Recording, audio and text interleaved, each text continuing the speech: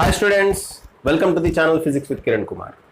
ఈరోజు మనం ఫటాఫట్ సిరీస్లో థర్డ్ వీడియోకి వచ్చామమ్మా. ఈ వీడియో తోటి మనకి మోడర్న్ ఫిజిక్స్లో ఒక లెసన్ కంప్లీట్ అయినట్టు అవుతుంది.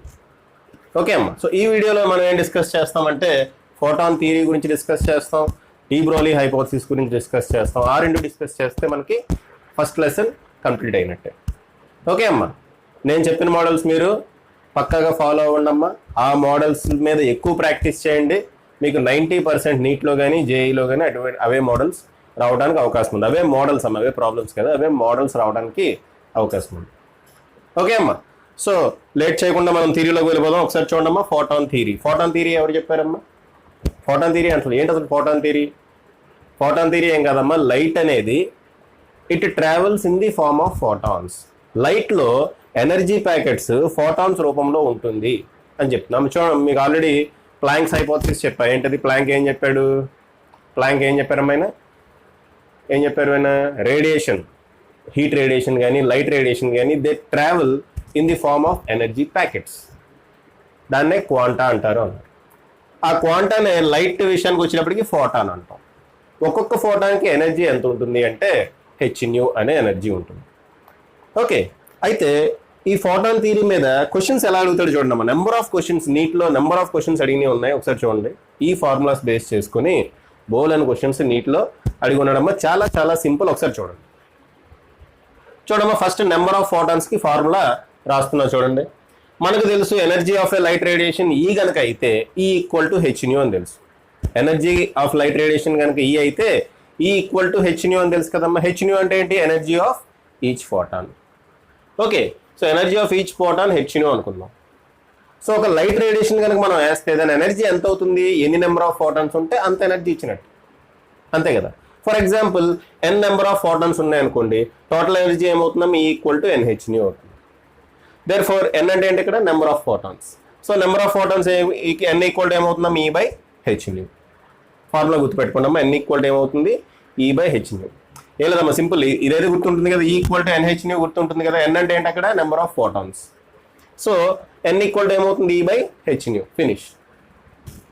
Next number of photons per unit time. అది కూడా అడుగుతాడు ఒకసారి. Number of photons per unit time, దానికి ఫార్ములా చూడండి. n/t వేస్తున్నా, n/t. Okay, so this divided by T ఏమవుతుందమ్మా? E/Thν అవుతుంది. E/t ఎనర్జీ బై టైం అంటే ఏంటి? పవర్. ఇదేంటమ్మా? ఎనర్జీ బై టైం ఏంటి? Power. So number of photons per unit time మనకు కావాలి అంటే పవర్ బై hν వేస్తే సరిపోతుంది. ఇక్కడ న్యూ అంటే ఏంటి? Frequency of light radiation. Next ఎక్కడ రండి. Number of photons per unit time per area. Number of photons per unit time per unit area, n/t into a. ఇదేమవుతుంది చూడండి. n బదులు ఏం పెడతాం మనం? E/hν పెట్టేయండి. టీను ఏని అలాగే ఉంచేయండి. E/t అంటే మనకి పవర్ అని తెలుసు. So power by area into hν. Power by area అంటే ఇంటెన్సిటీ అని తెలుసు. Therefore intensity by hν. Okay అమ్మా. సో ఈ మూడు ఫార్ములాలు గుర్తుపెట్టుకోండి. ఈ మూడు ఫార్ములాల మీద మనం ప్రాబ్లమ్స్ చేస్తాం. నెక్స్ట్ ఇది మొమెంటం ఫార్ములా. చూడమ్మా, ఈ ఫార్ములా గుర్తుపెట్టుకోండి. మొమెంటం ఫార్ములా ఏంటమ్మా? P equal to E/c. Momentum formula గుర్తుపెట్టుకోండి. P equal to E/c or h/λ. అక్కడ ఉన్న సిచ్యువేషన్ బట్టి మనం ఫార్ములా ఏది యూజ్ చేయాలనేది అప్పుడు డిసైడ్ అవుదాం. ఓకే అమ్మా, రైట్. సో పాజ్ చేసి రాసుకోండి అమ్మా, పాజ్ చేసి రాసుకోండి. ఓకే అమ్మా, ప్రీవియస్ ఇయర్ క్వశ్చన్స్ చేద్దాం అప్పుడు ఆ ఫార్ములాస్ మీద. మ్యాక్సిమం ప్రీవియస్ ఇయర్ నీట్ అంటే ఏపీఎంటీ కానీ నీట్లో కానీ అడిగిన క్వశ్చన్స్ చూస్తే అన్నిటిలోనూ number of photons per unit time అడిగాడమ్మా.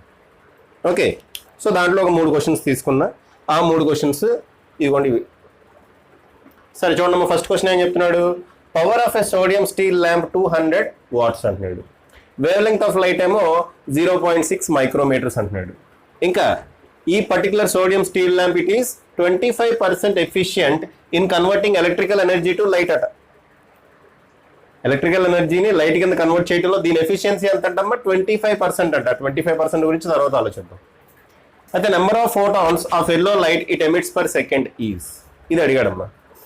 So first మనం నెంబర్ ఆఫ్ ఫోటాన్స్ క్యాల్కులేట్ చేద్దాం.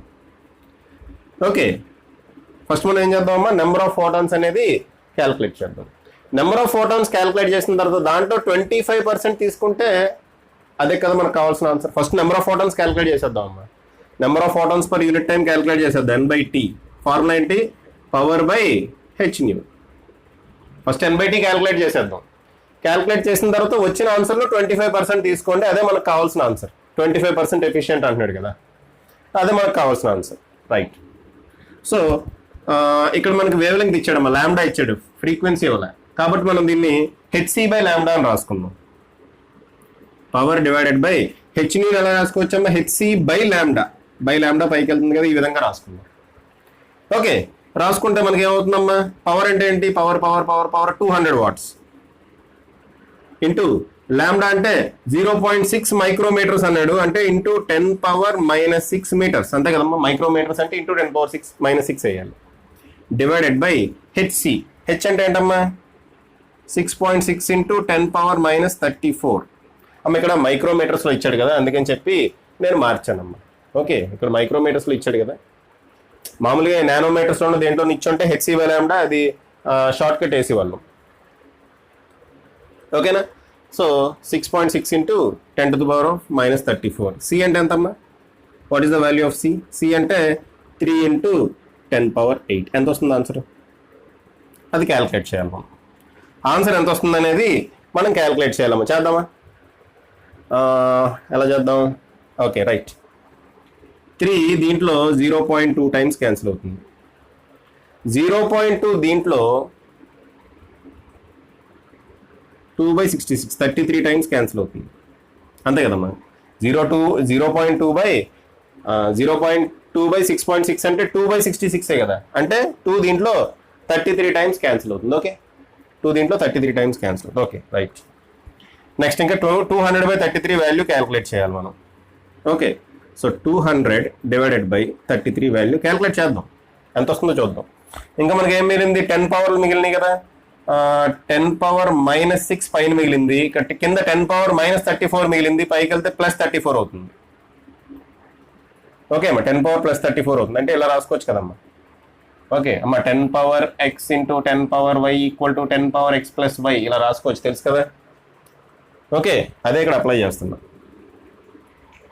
Okay, right. ఈ 8 పైకి వెళ్ళింది అనుకోండి, -8 అవుతుంది. సో ఏం మిగిలిందా మనకి? చూడండి ఏం మిగిలింది మనకి.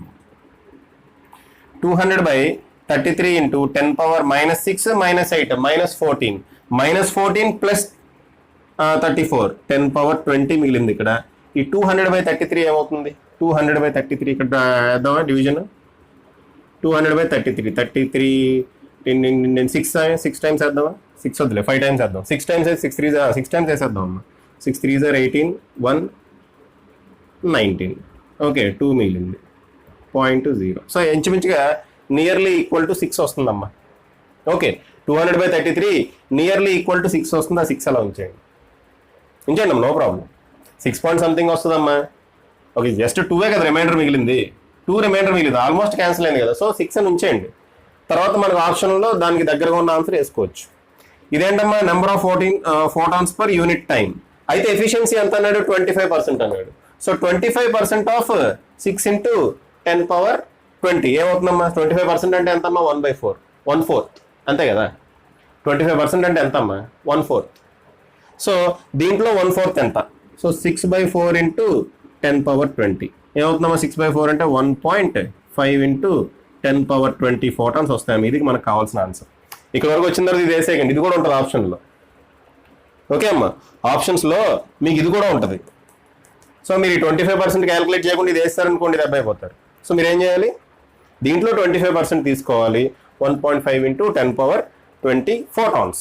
అన్ని ఫోటాన్స్ వస్తాయమ్మా per second, per unit time. వాడు అడిగింది ఏంటి? పర్ యూనిట్ టైం అడిగాడు. ఓకే అమ్మా, సో ఇది క్లియరే కదా. నెక్స్ట్ దానికి వెళ్ళండి. AIPMT 2010లో అడిగాడు మీ క్వశ్చన్. చూడండి అమ్మా, S1 అనే సోర్స్ ఉంది. It is producing 10⁻15 photons per second. Number of photons per second ఇక్కడ ఇచ్చాడు. Okay, of wavelength λ1 equal to 5000 angstrom units wavelength కూడా ఇచ్చాడు. S2 అనే సోర్స్ ఉంది. ఇది ఎంత ప్రొడ్యూస్ చేస్తుంది? 1.02 into 10⁻−15 photons per second. Okay, of wavelength λ ఎంతమ్మా? 5100 యాంగ్స్ట్రామ్ యూనిట్స్. అయితే వీడు ఏం కనుక్కోమన్నాడు, power of S1 by power of S2 power కనుక్కోమన్నాడు అమ్మా. ఓకే, ఒక్క నిమిషం ఆగండి. Number of photons per unit time formula ఏంటి, పవర్ బై హెచ్ న్యూ. ఇక్కడ లాంబ్డా ఇచ్చాడు కాబట్టి h c by lambda. Okay, lambda ఇచ్చాడు కాబట్టి హెచ్సి బై లాంబ్డా. ఓకే అమ్మా, దీని నుంచి పవర్ వాల్యూ ఏమవుతుంది, పవర్ ఈక్వల్ ఏమవుతుందమ్మా, హెచ్సి తీసారంటే లాంబ్డా వెళ్తుంది. So N/T into h c by lambda, అంతేగా, N/T into h c by lambda. మన power of S1 by power of S2 కావాలి.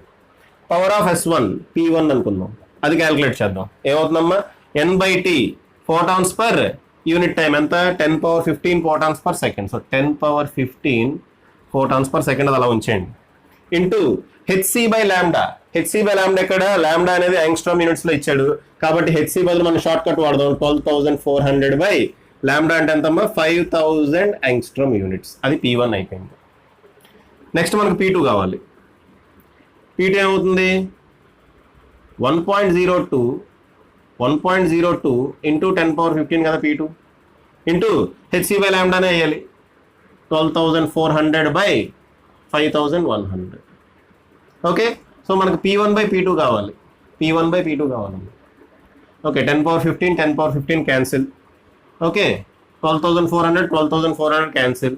So P1 by P2. P2 అంటే ఏంటమ్మా, ఇక్కడ power of swords 1 by power of swords 2.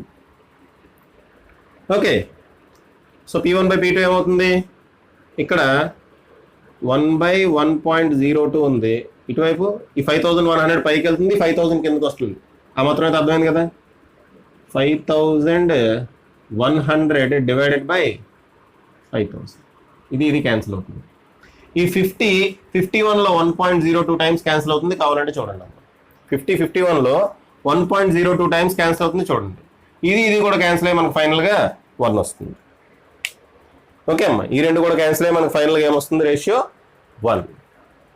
Okay, next చూద్దాం. Next ఏం అడిగాడు, laser light off frequency ఇచ్చేసాడు 6 × 10^14 hertz అని. పవర్ ఇచ్చేసాడు number of photons per second కనుక్కోమన్నాడు. సింపుల్. ఓకే, మన number of photons per unit time formula ఏంటి, power by h nu. Power ఎంతమ్మా, 2 × 10^-3 బై హెచ్ ఎంత, 6.6 × 10^-34 ఇంటూ ఫ్రీక్వెన్సీ ఎంత, 6 × 10^14. ఆ వాల్యూ ఎంత వస్తే ఎంత వస్తుంది, ఈ వాల్యూ ఎంత వస్తుందో చూడండి అంతే ఆన్సర్. ఓకేనా, చేద్దామా. 2/6.6 × 6. ఓకే, ఇంటూ ఇప్పుడు 10 పవర్లు చూద్దాం. 10^-3 -34 పైకి వెళ్తే +34, +14 పైకి వెళ్తే -14. ఓకే, ఈ వాల్యూ మనం క్యాలిక్యులేట్ చేసి వేయాలమ్మా. ఎలా వేద్దాం, ఇదేమైందమ్మా, 10^+17 అయింది. ఇది -17 + 34, 10^+17 అయింది. ఈ వాల్యూ ఎంత అవుతుంది, ఈ వాల్యూ ఎంత అవుతుందో చూద్దాం. ఓకే, రఫ్గా క్యాలిక్యులేట్ చేద్దాం. ఇది ఏమవుతుంది, 3 టైమ్స్ క్యాన్సిల్ అవుతుంది. 3 × 6.6 ఎంత, 19.8. ఓకే, 3 × 6.6 ఎంతమ్మా, 19.8. 19.8 20 అని తీసుకోండి రఫ్గా. సో ఈ వాల్యూ ఎంత అయింది, 1/20. 1/20 అంటే 0.05 అంతే కదమ్మా. 1/2 అంటే 0.5, 1/20 అంటే 0.05. So 0.05 into 10^+17. 0.05 ఇంటూ 10^+17. ఆప్షన్స్లో 5 ఇంటూ అని ఇస్తాడు. ఓకే, ఇక్కడ 0.05 అని వచ్చింది. ఆప్షన్స్లో మనకి 5 ఇంటూ అని ఇస్తాడమ్మా. 5 ఇంటూ వేయాలంటే దీన్ని ఏం చేయాలి, 100తో మల్టిప్లై చేసి 100తో డివైడ్ చేయండి. 5 ఇంటూ అని రాయాలమ్మా. 5 ఇంటూ రాయాలంటే ఏం చేయాలి, ఇక్కడ 100తో మల్టిప్లై చేయాలి కదా. కింద కనపడుతుందమ్మా బోర్డు. ఓకే, 5 ఇంటూ అని రాయాలమ్మా నేను దీన్ని. సో 100తో మల్టిప్లై చేసి 100తో డివైడ్ చేస్తా. దీన్ని 100తో మల్టిప్లై చేస్తే 5 వస్తుంది. 10^17 100తో డివైడ్ చేస్తే ఒక 17లో ఒక 2 zeros ఎగిరిపోతాయి కదా. సో 10^15. ఓకే అమ్మా, ఆన్సర్ ఇది ఉందమ్మా. ఆప్షన్స్లో ఆ ఆప్షన్ ఉంది, సో అది టిక్ పెట్టి రండి. ఓకే, అర్థమైంది కదా. సో ఇక్కడ ఏం లేదమ్మా, క్యాలిక్యులేషన్స్, ఇలాంటి క్యాలిక్యులేషన్స్ వచ్చినప్పుడు మనం ఏం చేయాలి, అప్రాక్సిమేషన్ తీసుకోవాలి. మీరు లాగరిథమ్స్ యూజ్ చేస్తా అంటే చేసుకోండి, బట్ దానివల్ల మరీ టిపికల్ క్యాలిక్యులేషన్స్ అయితే లాగరిథమ్స్ వెళ్ళండి. ఇలాంటి క్యాలిక్యులేషన్స్ ఉన్నప్పుడు అప్రాక్సిమేషన్. ఇప్పుడు చూడండి 1/19.8 వచ్చింది. 1/19.8ని 1/20 అని తీసుకున్నా హ్యాపీ కదా నాకు.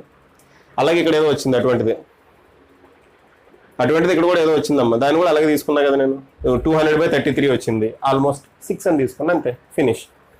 ఓకే అమ్మా. సో ఎక్కువ క్యాల్కులేషన్ గురించి ఎక్కువ టెన్షన్ పడొద్దు. ఓకే, సో పాజ్ చేసి రాసుకున్నాము. ఇంకొక ప్రాబ్లం ఐఐటీలో అడిగాడు, ఆ ప్రాబ్లం చేద్దాం. చాలా మంచి క్వశ్చన్ అమ్మా, ఐఐటీ 2011లో అడిగాడు. ఇది ఇంటిజర్ టైప్ క్వశ్చన్. క్వశ్చన్ ఏంటో చూడండి. క్వశ్చన్ ఎక్స్ప్లెయిన్ చేస్తా చూడండి. ముందు క్యాల్కులేషన్ తర్వాత చేద్దాం.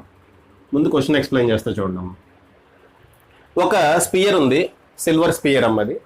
ఒక స్పియర్ ఉంది, నేను క్వశ్చన్ మొత్తం రాయలేదు, షార్ట్కట్లో రాశాను. ఒక స్పియర్ ఉంది, సిల్వర్ స్పియర్ అది. ఆ సిల్వర్ స్పియర్ యొక్క రేడియస్ ఎంతమ్మా? 1 సెంటీమీటర్. ఆ సిల్వర్ యొక్క వర్క్ ఫంక్షన్ ఎంత అంటే 4.7 ఎలక్ట్రాన్ వోల్ట్స్. స్పియర్ యొక్క రేడియస్ 1 సెంటీమీటర్, వర్క్ ఫంక్షన్ అంతా 4.7 ఎలక్ట్రాన్ వోల్ట్స్. ఆ స్పియర్ని ఫ్రీ స్పేస్లో ఒక ఇన్సులేటింగ్ థ్రెడ్తో ఇలా కట్టుంచామమ్మా. ఇది స్పియర్, దీని రేడియస్ 1 సెంటీమీటర్. ఓకే, ఒక ఇన్సులేటింగ్ థ్రెడ్ తోటి ఇలా ఒక ఫ్రీ స్పేస్లో కట్టేసి ఉంచాం, ఫ్రీ స్పేస్లో. అయితే it is under continuous illumination of wave length 200 nanometres light. దీని మీద లైట్ వచ్చి పడుతుంది. దాని వేవ్ లెంగ్త్ ఎంత? లైట్ వేవ్ లెంగ్త్ ఎంతమ్మా? 200 నానోమీటర్స్. లైట్ వచ్చి పడటం వల్ల దీని నుంచి ఎలక్ట్రాన్స్ బయటకు వస్తాయి కదమ్మా, due to photo electric effect. Photo electric effect వల్ల దీని నుంచి ఎలక్ట్రాన్స్ బయటకు వస్తూ ఉంటాయి కదా. ఓకే, అయితే మాక్సిమం ఎన్ని ఎలక్ట్రాన్స్ బయటకు వస్తాయనేది మనం చెప్పాలి. As photo electrons are emitted, the sphere gets charged and acquires a potential. ఈ ఫోటో ఎలక్ట్రిక్ ఎఫెక్ట్ వల్ల ఏమవుతుందమ్మా? దీంట్లోంచి ఎలక్ట్రాన్స్ బయటకు వస్తే దానివల్ల ఇది పాజిటివ్లీ చార్జ్డ్ స్పియర్ అవుతుంది. ఏమవుతుందమ్మా? ఇది పాజిటివ్లీ చార్జ్డ్ స్పియర్ అవుతుంది. దానివల్ల కొంత పొటెన్షియల్ అనేది ఈ స్పియర్లో డెవలప్ అవుతుంది. ఇది మెల్లగా ఎలక్ట్రాన్స్ దీని నుంచి బయటకు వచ్చేస్తున్నాయమ్మా, కాబట్టి ఇది ఏమవుతుంది? పాజిటివ్లీ చార్జ్డ్ స్పియర్ అవుతుంది కదా. ఓకే, సో దీని మీద కొంత పొటెన్షియల్ అనేది డెవలప్ అవుతుంది. అయితే the maximum number of electrons emitted from the spear is అని చెప్పి ఇలా వాల్యూ ఇచ్చాడు. మాక్సిమం ఎన్ని నెంబర్ ఆఫ్ ఎలక్ట్రాన్స్ దీని నుంచి ఎమిట్ అవుతాయి, ఫస్ట్ అది క్యాల్కులేట్ చేయాలి. అది ఎంత ఇచ్చాడు? A × 10⁻Z అని ఇచ్చాడు. వేర్ ఏ వాల్యూ 1 నుంచి 10కి మధ్యలో ఉంటుందంట. ఏ వాల్యూ ఎక్కడి నుంచి ఎక్కడి వరకు ఉంటుందమ్మా? 1 నుంచి 10కి మధ్యలో ఉంటుందంట. అయితే Z వాల్యూ ఎంత అని అడిగాడు. అంతే. సో ఫస్ట్ మనం క్యాల్కులేట్ చేయాల్సింది అంటే ఎన్ని నెంబర్ ఆఫ్ ఫోటాన్స్ రిలీజ్ అయినాయి. ఓకే, ఎన్ని నెంబర్ ఆఫ్ ఫోటో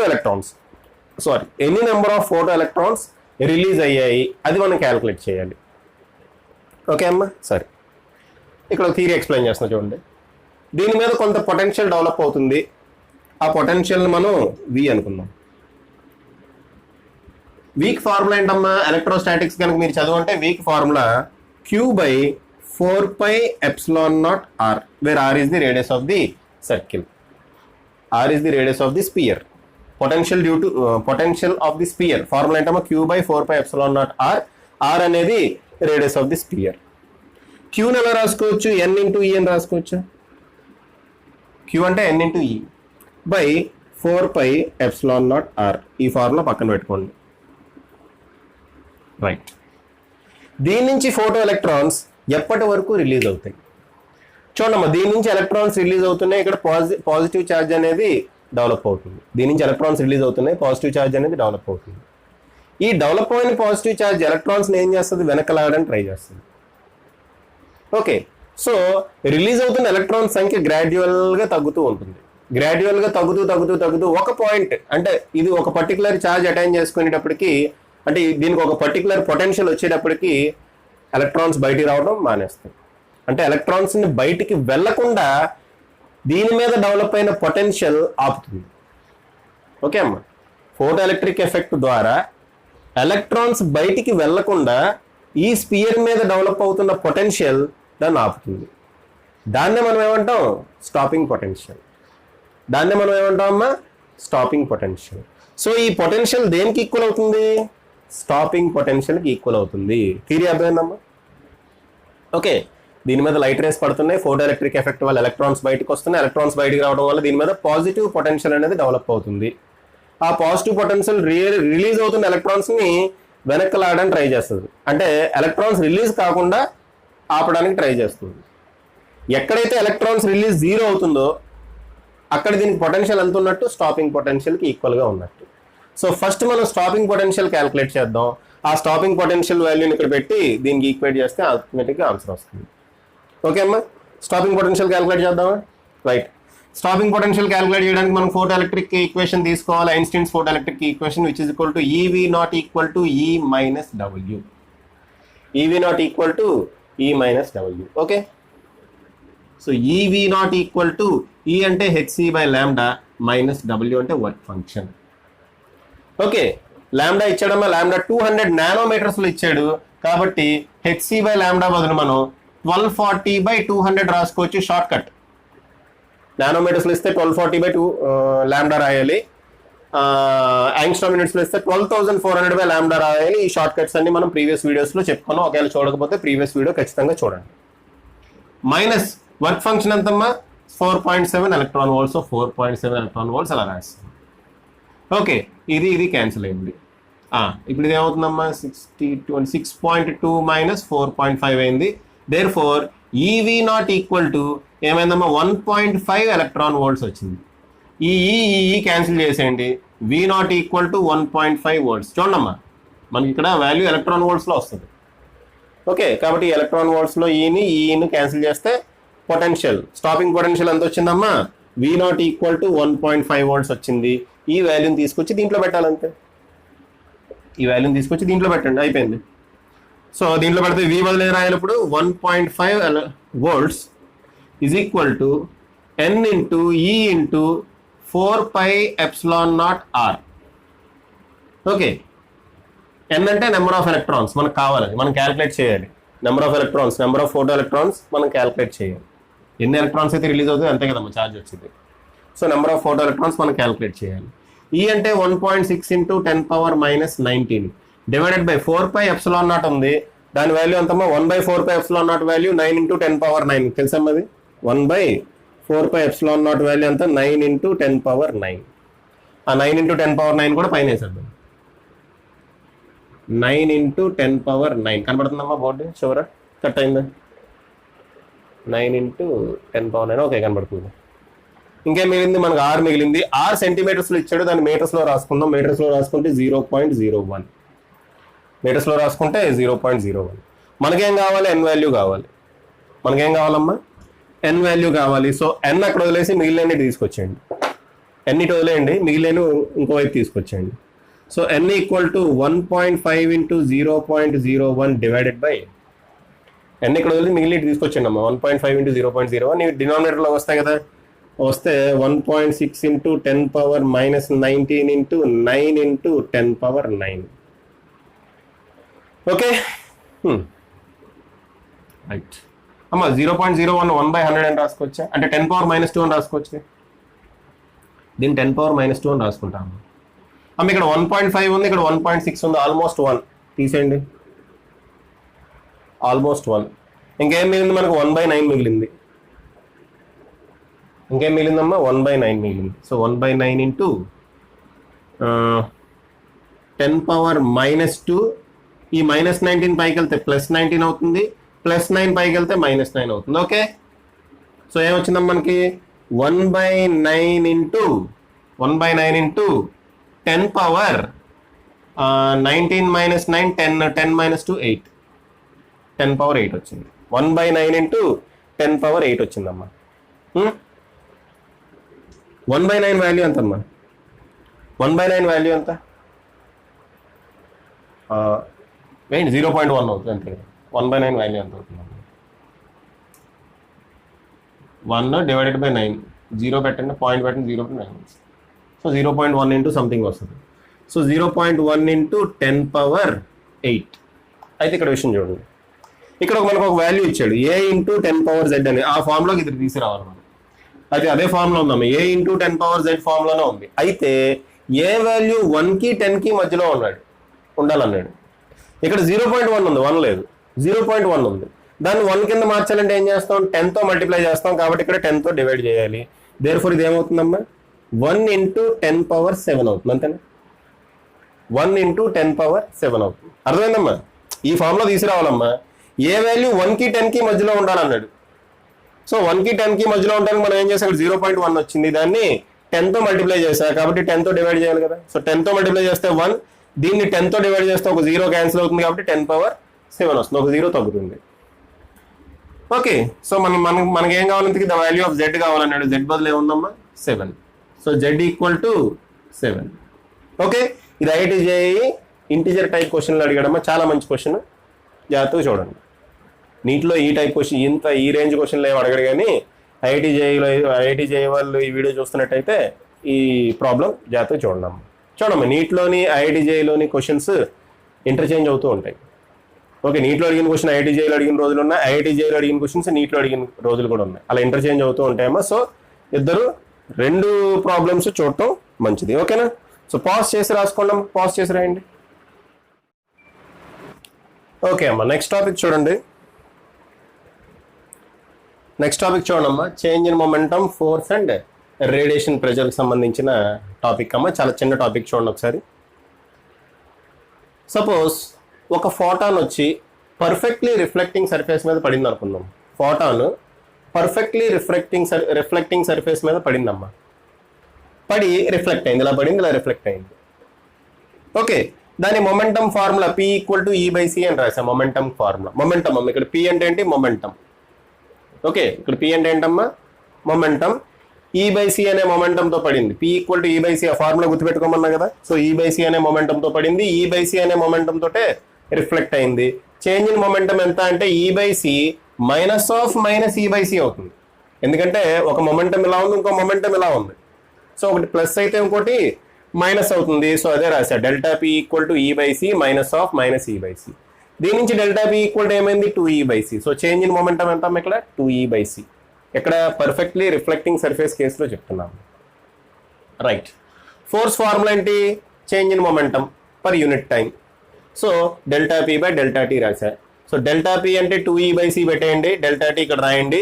ఇక్కడ E/t ఒక్కటే తీసుకోండమ్మా. E/t energy by time is equal to power, కాబట్టి E/ΔT బదులు పవర్ పెట్టాను. సో ఫోర్స్ = 2 × పవర్/c అనేది మనకు వచ్చింది ఫార్ములా. మీరు అప్పటికప్పుడు డిరైవ్ చేసుకోవచ్చు, గుర్తుపెట్టుకోవాల్సిన పని లేదు. ఓకే, ప్రెజర్ అంటే ఏంటి? Force by area. Okay, force అంటే 2 × పవర్/c, అది బై ఏరియా వేసా. పవర్ బై ఏరియా అంటే చూడండి, ఇక్కడ పవర్ బై ఏరియా అంటే ఏంటమ్మా? పవర్ బై ఏరియా అంటే 2A/c. సో ఇక్కడ మనకు ప్రెజర్ ఫార్ములా కూడా వచ్చింది. ఇది ఏ కేసులో అమ్మా? పర్ఫెక్ట్లీ రిఫ్లెక్టింగ్ సర్ఫేస్ కేసులో. నెక్స్ట్ చూడండి, పర్ఫెక్ట్లీ అబ్జార్బింగ్ సర్ఫేస్. నెక్స్ట్ అమ్మా, పర్ఫెక్ట్లీ అబ్జార్బింగ్ సర్ఫేస్ అంటే ఇక్కడ ఫోటాన్ పడింది, సర్ఫేస్ ఏం చేసింది? ఫోటాన్ మొత్తాన్ని అబ్జార్బ్ చేసుకుంది. అబ్జార్బ్ చేసుకుంటే రిటర్న్ అయిన ఫోటాన్ లేదు. సో చేంజ్ ఇన్ మొమెంటం ఎంత అంటే E/c-నే. E/c అనే మొమెంటంతో వచ్చింది, 0 అయిపోయింది. సో చేంజ్ ఇన్ మొమెంటం ఏమవుతుందమ్మా? E/c - 0 E/c. ఫోర్స్ ఏమవుతుంది? పవర్/c అవుతుంది. అమ్మ ఇది ప్రెజర్ అమ్మా. P అంటే మళ్ళీ మొమెంటం అనుకునేవారు, ఇది ప్రెజర్. ఇది ప్రెజర్ ఈక్వల్ ఏమవుతుందమ్మా? I/c అవుతుంది. ఓకే, ఇక్కడ అన్ని 2 వచ్చినాయి, ఆ 2 బదులు సింపుల్గా ఇలా వస్తుంది. ఓకే, నెక్స్ట్ ఇక్కడ కూడా ప్రెజర్ అమ్మ. ఇది పవర్ కాదు, P అని పెడితే P ఆల్రెడీ మొమెంటం ఇక్కడ వాడాం కదా, మళ్ళీ కన్ఫ్యూజ్ అవుతారని చెప్పి చెప్పేశాను. నెక్స్ట్ చూడమ్మా, ఇది పర్ఫెక్ట్లీ రిఫ్లెక్టింగ్ కాదు, పర్ఫెక్ట్లీ అబ్జార్బింగ్ కూడా కాదు. ఇదేంటమ్మా? కొంత రిఫ్లెక్షన్ కోఎఫిషియంట్ ఉంది. రిఫ్లెక్షన్ కోఎఫిషియంట్ అంటే ఏంటి? ఫర్ ఎగ్జాంపుల్ ఒక సర్ఫేస్కి రిఫ్లెక్షన్ కోఎఫిషియంట్ R అన్నాడు అనుకోండి, రిఫ్లెక్ట్ అయింది R ఫ్యాక్టర్స్ ఉంటుంది అనమాట. అంటే P అనే మొమెంటంతో వెళ్తే రిటర్న్ అయ్యే మొమెంటం ఎంత ఉంటుంది అంటే R × P. Okay, reflection coefficient అంటే మీనింగ్ కదమ్మా. రిఫ్లెక్షన్ కోఎఫిషియంట్ అంటే ఏంటి? ఒక ఫోటాన్ వచ్చి సర్ఫేస్ మీద P అనే మొమెంటంతో పడింది అనుకోండి, రిఫ్లెక్ట్ అయిన ఫోటాన్కి మొమెంటం ఎంత ఉంటుంది అంటే R × P. దాన్నే రిఫ్లెక్షన్ కోఎఫిషియంట్ అంటాం, Rని రిఫ్లెక్షన్ కోఎఫిషియంట్ అంటాం. ఓకే అమ్మా, రైట్, అదే రాసాం అక్కడ. సో P అనే మొమెంటంతో వచ్చి సర్ఫేస్ మీద పడింది, అది రిఫ్లెక్ట్ అవడం ఎలా రిఫ్లెక్ట్ అయిందమ్మా? R × E/c. R ఎందుకు వచ్చింది? R అనేది అక్కడ రిఫ్లెక్షన్ కోఎఫిషియంట్ కాబట్టి. సో అదే రాసుకుందాం ఇక్కడ. ΔP ఏమవుతుంది? E/c -(-RE/c). ఇటు వచ్చేది మైనస్ తీసుకోవాలి కదా. సో -(-RE/c) వేసి మనం క్యాలిక్యులేట్ చేస్తే ఇదిగోండి ఈ విధంగా వచ్చింది, E/c 1 + R. అదే ఫోర్స్ కనుక క్యాలిక్యులేట్ చేస్తే ΔP/ΔT సో ఈ ఫార్ములాలో బై డెల్టా టీ వేయండి, ఇలా వస్తుంది. ఈ బై డెల్టా టీ అంటే power, so power by C into 1+r. జాగ్రత్తగా చేసుకున్నాం, పైన ఎలా అయితే చేస్తాం అలాగే. ప్రెజర్ అంటే ఫోర్స్ బై ఏరియా, ఫోర్స్ అంటే ఇదిగోండి ఇది వచ్చింది, ఇది డివైడెడ్ బై ఏరియా వేయండి వచ్చింది. పవర్ బై ఏరియా అంటే intensity I, so I by C into 1+r. ఈ విధంగా మనం ప్రాబ్లమ్స్ ఇస్తాడమ్మా, ప్రాబ్లమ్ సాల్వ్ చేసుకోండి. దీన్ని యాక్చువల్గా ఈ క్వశ్చన్ అడిగినట్టున్నాడమ్మా, నీట్ 2016లోనే ఎప్పుడో డైరెక్ట్ ఈ క్వశ్చన్ అడిగాడు. ఓకే, అయితే మనం కొంచెం టిపికల్ కాన్సెప్ట్స్ కూడా చెప్పేసుకున్నాం, సో నో ప్రాబ్లం. అంతే కదమ్మా, ఇంకో టిపికల్ కాన్సెప్ట్ కూడా చెప్తానమ్మా, అదే ఇది. చూడమ్మా, ఇక్కడ లైట్ రేస్ నార్మల్గా పడుతున్నాయి, నార్మల్గా కాకుండా ఒక యాంగిల్లో పడింది అనుకోండి, అప్పుడు ఏం చేయాలి? ఇక్కడ లైట్ రేస్ సర్ఫేస్కి నార్మల్గా పడుతున్నాయమ్మా, నార్మల్గా కాకుండా ఒక యాంగిల్లో పడింది అనుకుందాం, అప్పుడు ఏం చేయాలి? దానికోసమే ఇదిగోండి ఇది ఒక ఎగ్జాంపుల్ తీసుకున్నా. ఈ ఎగ్జాంపుల్ ఇప్పుడు సాల్వ్ చేసి చూపిస్తాము మీకు, ఓకేనా? రైట్, ఇప్పుడు ఏమన్నాడు? రేడియేషన్ ఆఫ్ ఇంటెన్సిటీ ఇచ్చాడమ్మా, ఇంటెన్సిటీ ఐ ఇచ్చాడు. Is incident at an angle theta, theta అనే యాంగిల్ తోటి ఇన్సిడెంట్ అయింది. ఓకే, ఇది నార్మల్ అనుకుందాం. తీటా అనే యాంగిల్ తోటి లైట్ ఇన్సిడెంట్ అయింది. Okay, reflection coefficient is R అంటున్నాడు, the coefficient of reflection is R అంటున్నాడు. Then find the force exerted by the radiation on area A of the surface. ఈ surface area కనుక A అయితే దీని మీద పనిచేసే ఫోర్స్ ఎంత, ఈ రేడియేషన్ వల్ల దీని మీద పనిచేసే ఫోర్స్ ఎంత అంటే మనం ఎఫ్ కనుక్కోవాలి. ఫోర్స్, ఈ ఏరియా మీద ఫోర్స్ కనుక్కోవాలి. ఓకే, కనుక్కుందాం రండి అమ్మా. రైట్, చూడమ్మా, ఇక్కడ పి అనే మొమెంటంతో లైట్ రే వచ్చింది అనుకుందాం, తీటా అనే యాంగిల్తో పడింది అనుకుందాం. ఇక్కడ కొంత మొమెంటం తోటి రిఫ్లెక్ట్ అవుతుంది, ఆ మొమెంటం ఎంత అవుతుందమ్మా? ఆర్పి. ఎందుకు? రిఫ్లెక్షన్ కోఎఫిషియంట్ ఆర్ కాబట్టి పి అనే మొమెంటంతో కనుక లైట్ రే పడితే ఆర్పి అనే మొమెంటం తోటి ఇది వెనక్కి వస్తుంది. పి ఈక్వల్ టు ఏంటి? E by C. P equal to ఏంటమ్మా? E by C. So RP equal to ఏమవుతుంది? R into E by C, common. అయితే ఇక్కడ తీటా అనే యాంగిల్తో పడుతుంది కాబట్టి దీన్ని మనం వర్టికల్ కాంపోనెంట్, హారిజాంటల్ కాంపోనెంట్ రెండు కింద డివైడ్ చేద్దాం. ఇక్కడ చూడమ్మా, మొమెంటం అనేది ఈ వర్టికల్ కాంపోనెంట్లో చేంజ్ ఉండదు, ఎందుకంటే ఫోర్స్ అనేది ఇటు అప్లై అవుతుంది, ఫోర్స్ అనేది నార్మల్గా అప్లై అవుతుంది. ఓకే, ఈ డైరెక్షన్లో అప్లై కావట్లేదు, ఫోర్స్ అనేది ఇలా అప్లై అవుతుంది. కాబట్టి ఈ డైరెక్షన్లో చేంజ్ ఉంటుంది కానీ ఈ డైరెక్షన్లో ఎటువంటి చేంజ్ ఉండదు. ఈ డైరెక్షన్లో మొమెంటం ఇలాగే వెళ్ళిపోతుంది అంతే. ఓకే, ఇది మీకు తెలుసు కదా. సో ఇక్కడ మొమెంటంని మనం రెండు కాంపోనెంట్స్ కింద డివైడ్ చేద్దాం. ఒకటి అలాంగ్ ది హారిజాంటల్, ఇంకోటి along the vertical. Along the horizontal momentum ఎంతమ్మా? P cos theta. Along the horizontal momentum ఎంత? వెళ్ళేటప్పుడు పీ కాస్ తీటా, రిటర్న్ అయ్యేటప్పుడు ఆర్పీ కాస్ తీటా. కాబట్టి చేంజ్ ఇన్ మొమెంటం ఏమవుతుంది? Delta P equal to P cos theta minus R P cos theta. Okay అమ్మా, ఈ డైరెక్షన్లోనే change అవుతుంది, వర్టికల్ డైరెక్షన్లో మొమెంటం చేంజ్ కాదు, ఎందుకంటే ఫోర్స్, నార్మల్ ఫోర్స్ ఈ డైరెక్షన్లో అప్లై అవుతుంది, ఈ డైరెక్షన్లో ఎటువంటి ఫోర్స్ అప్లై కావుతుంది. ఓకేనా? సో ఇదిగోండి ఈ విధంగా ఉంది. రైట్, ఇదేమవుతుందమ్మా? P cos theta into 1+r అంతేనా? లేదంటే P into 1+r cos theta అలా రాద్దామా? P into 1+r cos theta. Okay, P into 1+r cos theta. Okay అమ్మా, పీ అంటే ఏంటి? పీ అంటే E by C. Therefore delta P equal to E by C. Okay అమ్మా, current పోయింది. E by C into 1+r cos theta. Delta P equal to E by C into 1+r cos theta. కనపడుతుంది కదమ్మా క్లియర్గానే? సరే, ఈ ఒక్క problem చెప్పుకొని మళ్ళీ మిగిలింది కరెంట్ వచ్చిన తర్వాత చెప్పుకుందాం. Okay, delta B equal to E by C into 1+r cos theta. Okay, మనకేం కావాలి? ఫోర్స్ కావాలి. Force F equal to delta P by delta T. బాగానే ఉంది. ఓకే, అయితే మనకి డెల్టా పి ఇవ్వలేదు, ఏమిచ్చాడు? ఇంటెన్సిటీ ఐ ఇచ్చాడు, యాంగిల్ తీటా ఇచ్చాడు, ఏరియా ఏ ఇచ్చాడు. సో మనం ఈ డెల్టా పి బదులు ఆ వాల్యూ సబ్స్టిట్యూట్ చేయాలమ్మా.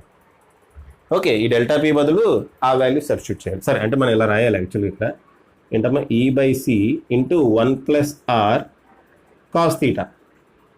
దీంట్లో C అంటే velocity of light, okay. E అంటే ఎనర్జీ ఆఫ్ లైట్ ఇచ్చాడా, ఇవ్వలేదు. సో ఆ ఎనర్జీ ఆఫ్ లైట్ని మనం ఎలిమినేట్ చేసేయాలి.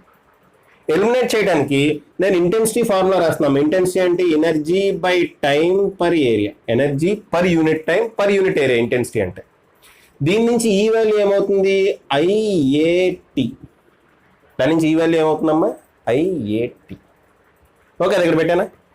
అది నిజానికి IAT కూడా కాదమ్మా, ఇక్కడ ఈ డైరెక్షన్లో ఏరియా అమ్మ. మరి ఈ డైరెక్షన్లో ఏమవుతుంది, లైట్ రే ఎలా పడుతుంది కదా, ఈ డైరెక్షన్లో ఏరియా A. కానీ ఈ డైరెక్షన్ అమ్మ, ఏరియా అనేది వెక్టార్, గుర్తుపెట్టుకోండి. ఏరియా అనేది it is a vector, scalar కాదు. సో ఈ డైరెక్షన్లో ఏరియా A అంటే నార్మల్ డైరెక్షన్లో ఏరియా A.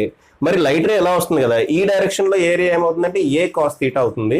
దేర్ ఫోర్ ఇక్కడ ఏ బదులు మనం ఏం పెట్టాలమ్మా, A cos θ పెట్టాలి. నిజానికి ఏ బదులు ఏం పెట్టాలి, A cos θ పెట్టాలి. కాబట్టి IA cos θ ఇంటూ T. సో ఈ బదులు మనం ఏం రాయాలమ్మా, IA cos θ ఇంటూ T రాయాలి. సో అవి కనుక సబ్స్టిట్యూట్ చేస్తే ఇక్కడ ఈ బదులు IA cos θ into T. Okay, IA cos θ into T. Okay మా రైట్.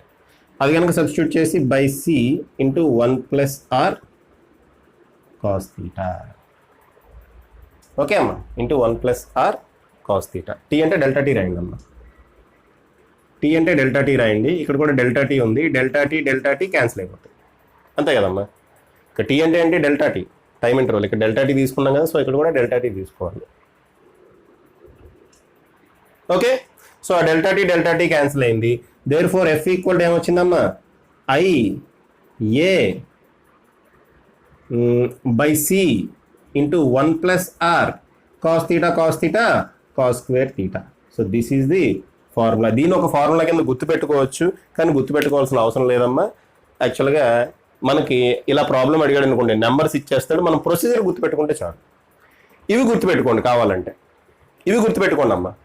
ఇవి కూడా గుర్తుపెట్టుకోకర్లేదమ్మా, అప్పటికప్పుడు సింపుల్గా మనం డిరైవ్ చేసేయచ్చు. ప్రొసీజర్ చూడండి అమ్మా, ప్రొసీజర్ జాగ్రత్త చూడండి. ఓకే అమ్మా, సరేనా అమ్మా.